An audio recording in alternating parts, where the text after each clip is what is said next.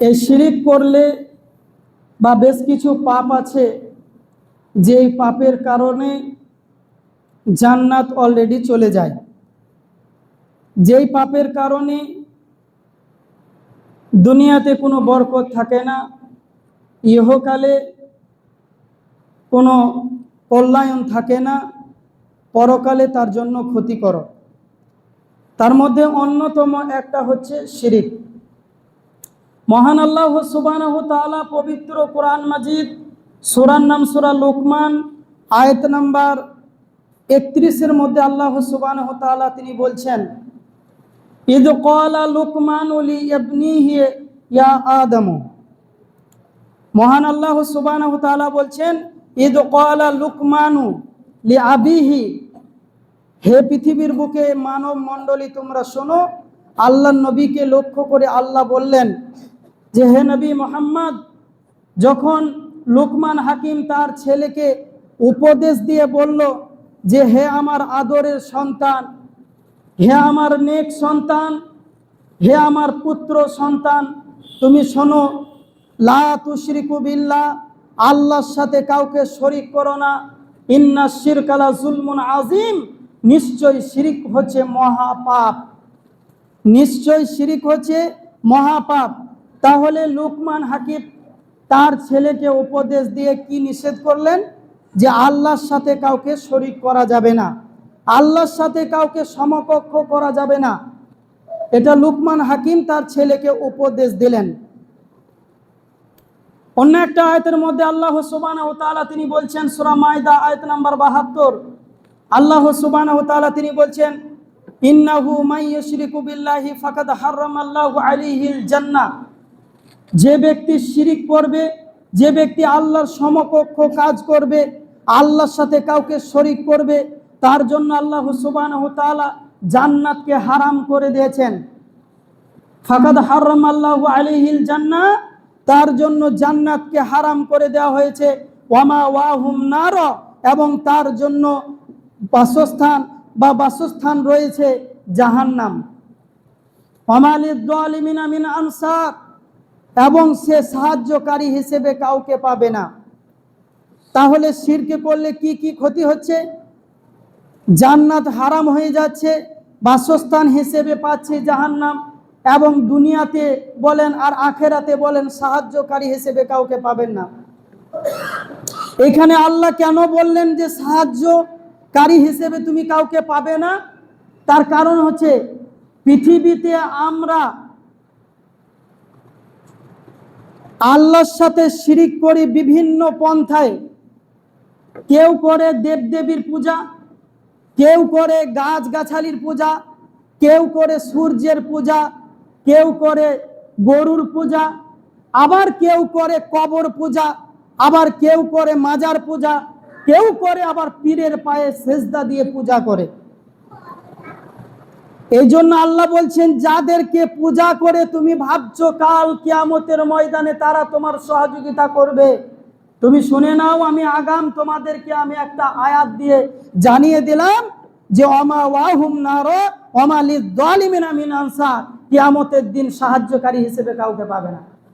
যদি শুধু নিজের আমল যদি ঠিক থাকে, যদি আমল মজবুত থাকে, তাহলে পেরিয়ে যেতে পারেন।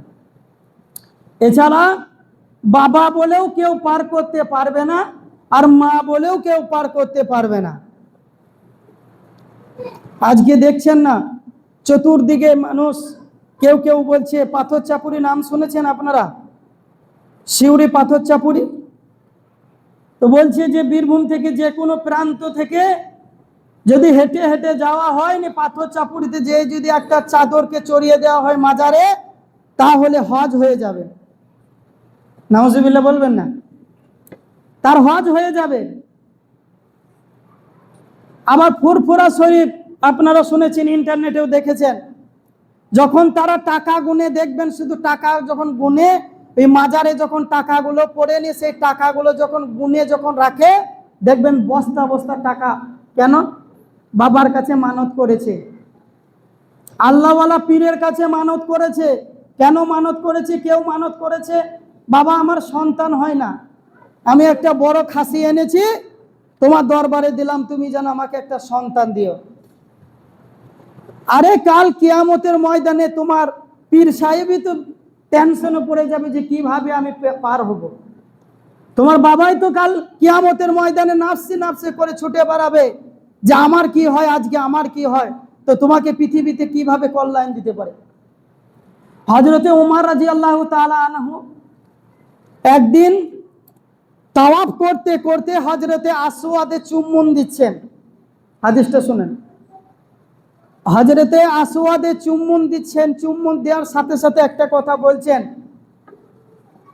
যে শোনো, আমি জানি তুমি হচ্ছে একখানা পাথর, তোমার কল্যাণ করার কোনো ক্ষমতা নেই, তোমার অকল্যাণ করারও কোনো ক্ষমতা নেই। তবে আমি নবী মুহাম্মদ রাসূলুল্লাহ সাল্লাল্লাহু আলাইহি সাল্লামকে যদি না দেখতাম যে তোমাকে চুম্বন দিতে, তাহলে আমি উমর তোমাকে চুম্বন দিতাম না। এখানে একটা আয়াত, ওয়ামা আতাকুমুর রাসূলু ফাকুযু ওয়ামা নাহাকুম আনহু ফান্তাহু। রাসূল তোমাদেরকে যা দিয়েছে তোমরা গ্রহণ করো, আর রাসূল তোমাদেরকে যা থেকে নিষেধ করেছে তা থেকে তোমরা বর্জন করো, তা থেকে বিরত থাকো। তাহলে হযরতে উমর এই কথা বললেন যে আমি জানি তুমি একটা পাথর, তোমার কল্যাণ করার কোনো ক্ষমতা নাই। হযরতে আসওয়াদকে চুম্বন দিচ্ছে আর বলছে যে তোমার কল্যাণ করার কোনো ক্ষমতা নাই, অকল্যাণ করাও কোনো ক্ষমতা নাই। তবে আমি নবী মুহাম্মদকে যদি না দেখতাম তোমাকে চুম্বন দিতে, তাহলে আমি কোনোদিন তোমাকে চুম্বন দিতাম না। বোঝা গেল? তাহলে হযরতে আসওয়াদকে চুম্বন দেওয়ার সময় হযরতে উমর এই কথা বললেন। আর আমরা একবারও চিন্তা করে ভাবনা করে দেখি না যে পীরের পায়ে যে যখন আমি সেজদাটা মারছি, কবরে যে যখন আমি ফুল চড়াচ্ছি, যখন মাজারের উপরে যে যখন আমি চাদর চড়াচ্ছি, এটা রাসূলের নির্দেশ আছে কিনা, রাসূল আদেশ করেছেন কিনা, নির্দেশ দিয়েছেন কিনা, এটা আমরা দেখিনি। আচ্ছা ভাবা যায়, একটা মাজারে যখন ফুল চড়ায়, চাদর চড়ায়, কেউ মানত দিয়ে মানত দেয়, দেখবেন হাজার হাজার কয়েকশো ভিখারি দেখবেন ওই মাজারের গায়ে বসে থাকে। বড় বড় মাজার যেগুলো থাকে সেখানে দেখবেন গায়ে গায়ে ভিখারিগুলো বসে থাকে। কেন বসে থাকে? সে তো চাইলে পাবে। বাবার কাছে যে বাবাকে যদি বলে বাবা আমাকে আজকে 100 টাকা বা 500 টাকা দাও, আজকে আমার সংসারটা চলবে, সে তো পারে চাইতে। চাই না কেন? ভিখারিও বুঝতে পারলো যে মরা মানুষ কিছু দিতে পারে না। আর সেইখানে ব্যারিস্টার যায়, উকিল যায়, মাস্টার যায়, ডাক্তার যায়, কত বুদ্ধিমান জ্ঞানীবান মানুষ যায় আর ফুল চড়াইয়া সেজদা দিয়ে আসে আর বলে আমাকে এই লাগবে দাও। এর শিক্ষা আছে? এর বিদ্যা আছে? এর বিদ্যা নেই, শিক্ষাও নেই। এর জন্যই সে ফুল চড়ায় আর মাজারে যে মানত মানে। ট্রেন স্টেশনে দেখবেন কিছু কিছু লোককে দেখা যাবে, রেল স্টেশনে যেগুলো স্টেশন থাকে সেই স্টেশনে দেখবেন যে ছেঁড়া একটা নেকড়া বিছিয়ে দিয়েছে, সেই নেকড়ার উপরে বসে আছে, যে তারপরে একটা পাথর রয়েছে আর একটা আয়না আছে, আয়নাতে মুখটা দেখাচ্ছে আর পাথরটা কপালে ঠেকাচ্ছে, বলছে তোমার ভবিষ্যৎ চেঞ্জ হয়ে যাবে, তোমার ভবিষ্যৎটা পরিবর্তন হয়ে যাবে। এই পাথরটা যদি আজগবি পাথর, এই পাথর যদি তুমি কপালে ঠেকাও তাহলে তোমার ভবিষ্যৎটা ভালো হবে এবং তুমি যেটা আশা করেছিলে সেটা পেয়ে যাবে। উকিল যাচ্ছে, ব্যারিস্টার যাচ্ছে, তারপরে মাস্টার যাচ্ছে, ডাক্তার যাচ্ছে, কত বুদ্ধিমান জ্ঞানীমান কত মানুষরা যাচ্ছে সেখানে ভাগ্য পরীক্ষা করার জন্য।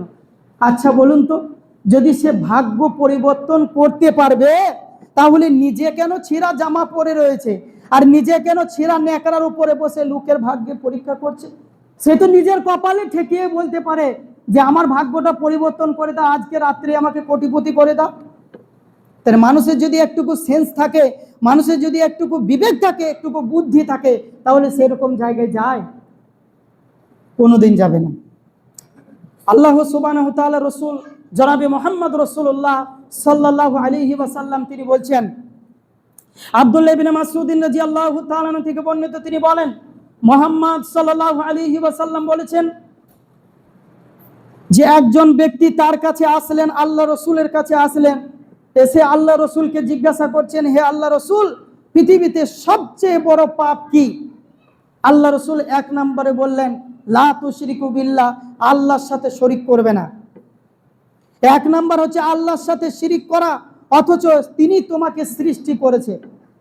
দ্বিতীয় নম্বরে লোকটি আবার জিজ্ঞাসা করলেন, হে আল্লাহ রসুল, তারপরে কোন গুনাহটি, কোন পাপটি? তখন সেই ব্যক্তি, আল্লাহ রসুল বললেন যে তারপরে হচ্ছে খাদ্যের ভয়ে সন্তানকে হত্যা করা, দারিদ্রতার ভয়ে সন্তানকে হত্যা করা। আজকে হাজার হাজার যুবক যুবতী অবৈধ সম্পর্কে লিপ্ত হচ্ছে, তারপরে তাদের পেটে বাচ্চা আসছে, তারপরে অপারেশন করে তারা ফেলে দিচ্ছে ড্রেনে ফেলে দিচ্ছে, ওষুধের দ্বারাতে নষ্ট করে দিচ্ছে। আজকে হাজার হাজার যুবক যুবতী যারা অবৈধ সম্পর্কে লিপ্ত হয়ে রয়েছে, তারা সম্মানের ভয়ে, অসম্মানের ভয়ে, খাদ্যের ভয়ে তারা নিজেদের সন্তানকে নষ্ট করে ফেলে দিচ্ছে। এটা হচ্ছে পৃথিবীতে মহাপাপ, মহা অন্যায়, মহাপাপ। আপনি আপনার সন্তানকে হত্যা করার আপনার কোনো অধিকার নেই। তৃতীয় নম্বরে লোকটি আবার জিজ্ঞাসা করলেন, হে আল্লাহ রসুল, তারপরে কোনটি? আল্লাহ রসুল বললেন, প্রতিবেশীর স্ত্রীর সাথে ব্যভিচারে লিপ্ত হওয়া। অনেকেই আছে যারা প্রতিবেশীর স্ত্রী, তাকে ভাবি বলে বা অন্য কোনো সম্পর্কই বলুক না কেন, বলার পর তার সঙ্গে ব্যভিচারে লিপ্ত হয়, হাজার হাজার পাওয়া যাবে। এখন বর্তমান সমাজটাই এরকম হয়ে গেছে, বর্তমান সমাজটাই এরকম হয়ে গেছে। এই জন্য আপনাদেরকে এর আগেও বলেছিলাম যে বাড়িতে কাউকে প্রবেশ করতে দিবেন না। নিজের রক্তের সম্পর্ক ছাড়া কেউ বাড়িতে ঢুকতে পারবে না। কার্পো জারি থাকবে, 24 ঘন্টা 44 জারি থাকবে বাড়িতে, 24 ঘন্টা 44 জারি থাকবে। একটা হাদিস আপনাকে বলি, আল্লাহ রসুল বলছেন 10টি নির্দেশের মধ্যে একটা নির্দেশ হচ্ছে বাড়ি থেকে কখনো, বাড়ির উপর থেকে, পরিবারের উপর থেকে কোনোদিন লাঠি তুলে নেবেন না। একটা লাঠি সবসময় এই চালে খুশে রাখবেন, চালে, শুধুমাত্র পরিবারটাকে কন্ট্রোল করার জন্য। বোঝা গেল? এখন আমরা এমন পুরুষ হয়ে গেছি, গোপ দাড়ি চেঁচে দিচ্ছি আর বলছে আমি পুরুষ, গোপ দাড়ি চেঁচে দিচ্ছে আর বলছে আমি পুরুষ। আর একটা নারী, সেও দিন রাত বলছে, হ্যাঁ গো তোমাকে তো খারাপ লাগছে যে। বলে কেন? এই দাড়িগুলো হয়ে গেছে, গোপটা হয়ে গেছে, তুমি কি দেখতে পাও না? যাও ভান্ডারি কাজকে যাও, একটু চেঁচে নিয়ে আসো। ওই স্ত্রীর তো জ্ঞান নেই, বুদ্ধিও নেই, ইলেমও নেই, কিচ্ছু নেই। কারণ যদি কাউরির দাড়ি থাকে যে কতটা লাভ, আপনার স্ত্রীও জানেন না আর আপনিও জানেন না। কেন বলুন তো? যার দাড়ি থাকবে, মুহাম্মদ সাল্লাল্লাহু আলাইহি সাল্লাম তিনি বলেছেন, দাড়ি এমন একটি জিনিস যে যতদিন তার গালে দাড়ি রয়েছে তার বয়সটা বাড়তে বাড়তে বেড়ে যাবে, কিন্তু তার যৌবন থাকবে একবারে মজবুত, তার ত্বক কোনোদিন নষ্ট হবে না। এই যে গালে দেখবেন জড়ো জড়ো ভাব হয়ে যায়, যারা দাড়ি চাচ্ছে, অতিরিক্ত যারা দাড়ি চাচ্ছে দেখবেন জড়ো জড়ো ভাব হয়ে যায়। যখন আপনি দাড়ি রাখবেন দেখবেন সেই ভাবটা থাকবে না, আর পুরুষত্বা শক্তি বেড়ে যাবে। এই নারী যদি জানতো যে দাড়ি রাখলে পুরুষত্বা শক্তি বেড়ে যায়, তাহলে ও দিন রাত বলতো তুমি আরো দাড়ি রাখো, তুমি আরো দাড়ি রাখো। এ তো জানে না, এর তো বিবেক বুদ্ধি কিচ্ছু নেই, এই জন্য দিন রাত বলে তুমি দাড়িটা চেঁচে আসো। অতএব প্রতিবেশীর স্ত্রীর সাথে জিনাতে লিপ্ত হবে, সাবধান থাকবেন। মুহাম্মদ সাল্লাল্লাহু আলাইহি ওয়াসাল্লাম তিনি বলেন, জাবির রাদিয়াল্লাহু তাআলা আনহু থেকে বর্ণিত, তিনি বলেন, মুহাম্মদ সাল্লাল্লাহু আলাইহি ওয়াসাল্লাম তিনি বলেছেন, মান মাতা ইউশরিকু বিল্লাহি শাইআ দাখালাল জান্নাহ, যে ব্যক্তি শিরিক না করে মারা যাবে সে জান্নাতে যাবে। ওয়া মান মাতা লা ইউশরিকু বিল্লাহি শাইআ দাখালাল নার, যে ব্যক্তি শিরিক করে মারা যাবে সে জাহান্নামে যাবে। মুহাম্মদ সাল্লাল্লাহু আলাইহি ওয়াসাল্লাম তিনি বলেন, মান তাআল্লাকা তামিমা ফাকাদ আশরাকা, যে ব্যক্তি তাবিজ লটকালো, যার গলাতে তাবিজ আছে, যে ব্যক্তি তাবিজ লটকালো, হাতে তাবিজ বাঁধলো, কোমরে তাবিজ বাঁধলো, গলাতে তাবিজ বাঁধলো, সে পূর্ণতা পাবে না, সে শিরিক করলো। কেউ যদি জুব্বা পরে, আল খাল্লা পরে, বড় আলেম হয়ে আল খাল্লা পরে, জুব্বা পরে, পাগড়ি বেঁধে মাথায় যদি তাবিজ লিখে দেয়, তা হলো সে মুশরিক। আর যে ব্যক্তি গ্রহণ করবে সেও হবে মুশরিক।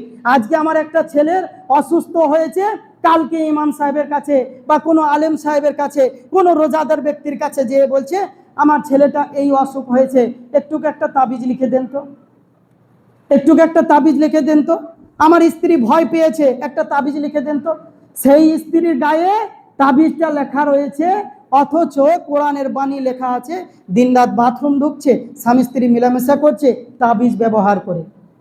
কোরআনকে অপমান করা হলো না? বিবেক বুদ্ধি কোথায় গেল?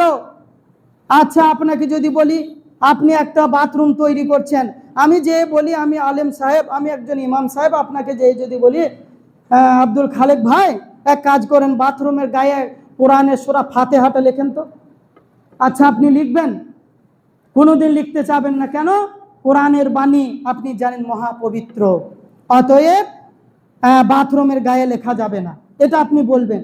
আর আপনার স্ত্রী দিন রাত বাথরুমে ঢুকছে, দিন রাত আপনারা দিন রাত স্বামী স্ত্রী মেলামেশা হচ্ছে, আর সেই তাবিজটাকে লটকিয়ে, এতে গুনাহ হয় না? পাপ হয় না? অন্যায় হয় না? এই জন্য রাসূলুল্লাহ সাল্লাল্লাহু আলাইহি ওয়াসাল্লাম বলছেন, মান তাআল্লাকা তামিমা ফাকাদ আশরাকা, যে ব্যক্তি তাবিজ ব্যবহার করলো, যে ব্যক্তি কড়ি ব্যবহার করলো, সে ব্যক্তি মুশরিক, সে শিরিক করলো আল্লাহর সাথে।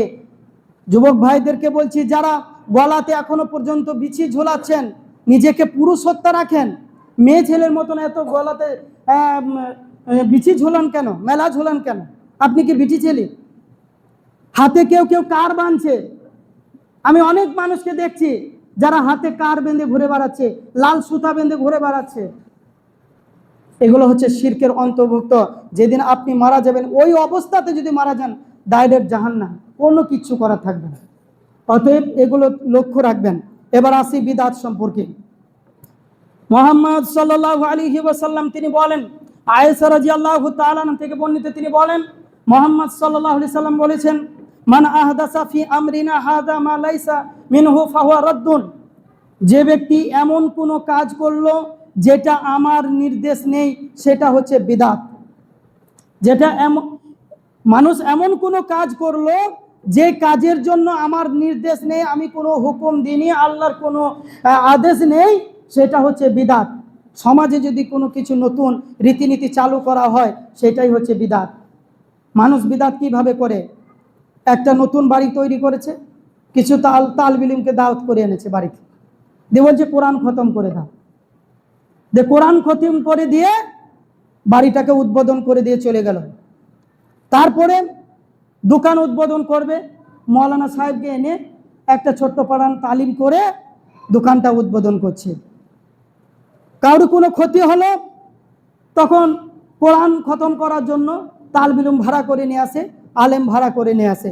আমাদের মতন মৌলবীরা পয়সার লোভে চলে আসে, টাকার লোভে চলে আসে, 500 টাকা হাতে ধরিয়ে দিচ্ছে আর মুরগি ভাত খেয়ে দিচ্ছে, খেয়ে নিচ্ছে।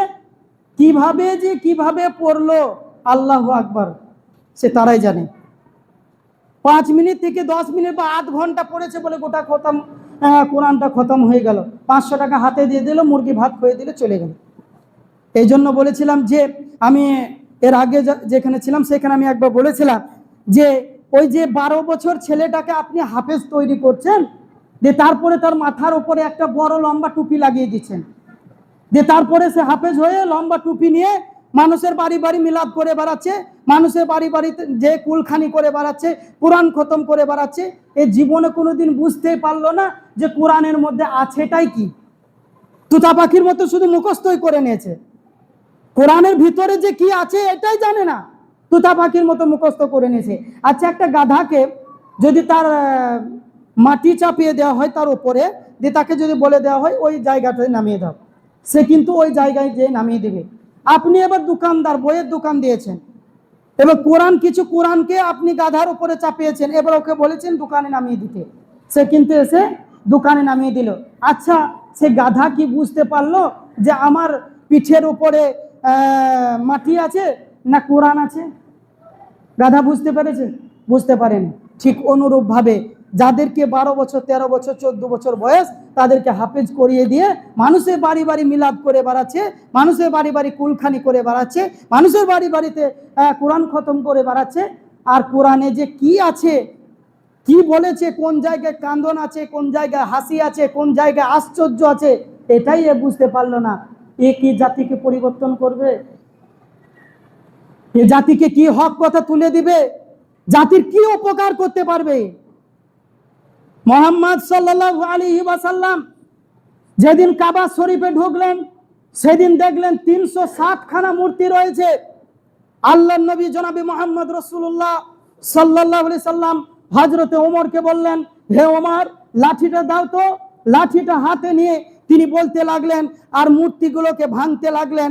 লাঠি দিয়ে মারতে মারতে ভাঙতে ভাঙতে যত ছবি মূর্তি ছিল সমস্তকে ভাঙতে ভাঙতে বলতে লাগলো, জাল হক, এসেছে সত্য, ওয়াজাহাকাল বাতিল, চলে গেছে মিথ্যা, ইন্নাল বাতিলা, নিশ্চয়ই মিথ্যা, কানা জাহুক, চিরদিন মিথ্যা।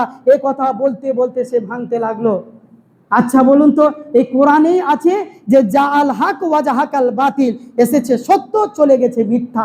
তাহলে সত্য এসেছে, তুমি সত্যটা গ্রহণ করো। নবী মুহাম্মদ কি বলেছে যে মানুষের বাড়ি বাড়ি মিলাদ করতে হবে? একটা হাদিস দেখাও, একটা কোরআনের আয়াত দিয়ে প্রমাণ করো। আমি বলছি আমি নবী মুহাম্মদ রাসূলুল্লাহ সাল্লাল্লাহু আলাইহি ওয়াসাল্লামের উম্মত, আমি নবী মুহাম্মদকে বেশি ভালোবাসি। অথচ আল্লাহ বলছে, ইয়া আইয়ুহাল্লাযীনা আমানু, হে পৃথিবীর ঈমানদারগণেরা তোমরা শোনো, আতিউল্লাহ ওয়া আতিউর রাসূল, তোমরা আল্লাহকে মান্য করো এবং রাসূলের আনুগত্য করো। ওয়ালা তুবতিলু আমালাকুম, তোমাদের আমলগুলোকে নষ্ট করে দিও না। আমরা রাসূলকে ভালোবাসতে গিয়ে, রাসূলের উম্মত হয়ে রাসূলের প্রতি বেশি ভালোবাসা দেখাতে গিয়ে আমরা কত রকমের বিদআত করে আমাদের নিজেদের আমলগুলোকে নষ্ট করছি, আমরা আজও টের পাচ্ছি না। কেউ হাতে চুম্বন দিচ্ছে, আশহাদু আন্না মুহাম্মদ রাসূলুল্লাহ যখন পাঠ করা হয় তখন কিছু বিদআতি ভাইয়েরা তারা হাতের মধ্যে বুড়ো আঙ্গুলের মধ্যে ফুঁক মেরে দুই চোখের মধ্যে চুম্বন দিয়ে লাগায়। হাদিসে কোনো আওয়াজ পাওয়া যায় না যে রাসূলের নাম শুনে হাতের মধ্যে চুম্বন দিয়ে চোখে ঠেকাতে হবে। বিদআতি ভাইরা করছে, এটা শরীয়তে নতুন আইন চালু হয়েছে। জায়নামাজে দাঁড়াবে, তাও একটা দোয়া বানিয়ে রেখেছে, ইন্নী ওয়াজহাতু ওয়াজহিয়া লিল্লাহি ফাতারাস সামাওয়াতি আলা মিল্লাতি, এরকম করে একটা দোয়া বানিয়ে তারা জায়নামাজে দাঁড়ায়। নামাজ শুরু করার আগে এই বিদআতটা করে দিল। তারপরে আজানের পূর্বে বলছে, আউযু বিল্লাহি মিনাশ শাইতানির রাজিম, বিসমিল্লাহির রহমানির রহিম, আসসালাতু ওয়াসসালামু আলাইকুম ইয়া রাসূলুল্লাহ, আসসালাতু ওয়াসসালামু আলাইকুম ইয়া হাবিবাল্লাহ, আসসালাতু ওয়াসসালামু আলাইকুম ইয়া রাসূলুল্লাহ। বলে কি বলে না? দেখবেন বিদআতি ভাইরা আজানের পূর্বে এই কথাগুলো বলে। অথচ কোরআন হাদিসে কোনো জায়গায় প্রমাণ পাওয়া যায় না। কিয়ামত পর্যন্ত চ্যালেঞ্জ থাকলো, যদি কেউ প্রমাণ করতে পারে, কেউ যদি বলতে পারে যেটা হাদিসের মধ্যে আছে। আব্দুর রাজ্জাক বিন ইউসুফ হাফিজুল্লাহ তিনি কোরআন মাজিদের মধ্যে দেখিয়েছিলেন যে কোরআনের শেষের দিকে পৃষ্ঠাতে লেখা আছে, এক পৃষ্ঠা একটা দোয়া লেখা আছে, আর দোয়া ও খাতমুল কোরআন, কোরআন খতম করা দোয়া। আব্দুর রাজ্জাক বিন ইউসুফ তিনি 90 সাল থেকে তিনি বলেছেন যে এটা যদি রসুলের হয়ে থাকে, রসুলের যদি কেউ প্রমাণ করতে পারে, জীবনে কোনোদিন জাতির সামনে সে কথা বলতে পারবে, বলবে না। অথচ আজ পর্যন্ত কেউ কথা বলতে পারেনি, কারণ এটা মানুষের বানোয়াটি লেখা। তাই কোরআন মাজিদের গায়ে যদি মানুষ মিথ্যা কথা লিখতে পারে, তাহলে শরীয়তে কত মিথ্যা আছে, শরীয়তকে তদন্ত করে তারপরে মানতে হবে। মা বোনেরা দিন রাত যদি হাতে থেকে একটা গ্লাস পড়ে যাচ্ছে, বলছে যে হয়তো কুটুম আসার সম্ভাবনা, এটা একটা শিরক। চালে কোহর রাখাচ্ছে, মা বোনেরা বলছে হয়তো কুটুম আসতে পারে, এটা হচ্ছে শিরক। টিকটিকি টিকটিক করলো, বলছে এই দেখো আমি কথাটা সত্য বলেছি, এই যে টিকটিকি আমার সত্যতা প্রমাণ করলো, এইগুলো হচ্ছে শিরক। সমাজে অনেক শিরক আছে, সমাজে অনেক বিদআত আছে, বলতে বলতে বহু সময় চলে যাবে। আর একটা বিদআত যেটা হচ্ছে যে আমরা মসজিদে যখন মানুষ মারা যায় তখন মৃত্যু সংবাদ ঘোষণা করি। আমি চ্যালেঞ্জ করেছিলাম এটার ব্যাপারে, বহু শক্ত করে বলেছিলাম, আমার সঙ্গে বহু ডিবেট হয়ে গেছে, বহু আলোচনা হয়েছে, আলহামদুলিল্লাহ একটাও প্রমাণ করতে পারেনি যে আল্লাহ রসুলের জামানাতে যে আল্লাহ রসুল বলেছেন হজরতে উমরকে বা আলীকে বা বিল্লালকে যে আলী তুমি মসজিদের মিনারে উঠে যাও আর যত এলাকাবাসী আছে সমস্ত বাসীকে বলে দাও যে এমুক ব্যক্তি মারা গেছে, তার জানাজার নামাজ এমুক টাইমে হবে। এরকম একটা প্রমাণ দাও। অথচ আমরা শরীয়তকে না মেনে মসজিদের মাইক ব্যবহার করি কিসের জন্য? মৃত্যু মানুষ মারা গেলে আমরা মাইকে ঘোষণা করে দিই। এগুলো থেকে সাবধান থাকতে হবে। আলহামদুলিল্লাহ, আপনাদের এখানে এসে আমি একটা জিনিস খুবই ভালো লাগলো, সেটা হলো মসজিদের মাইকে মৃত্যু সংবাদ হয় না। এটা আমার কাছে খুবই ভালো লেগেছে, যে একটা শরীয়তের দিক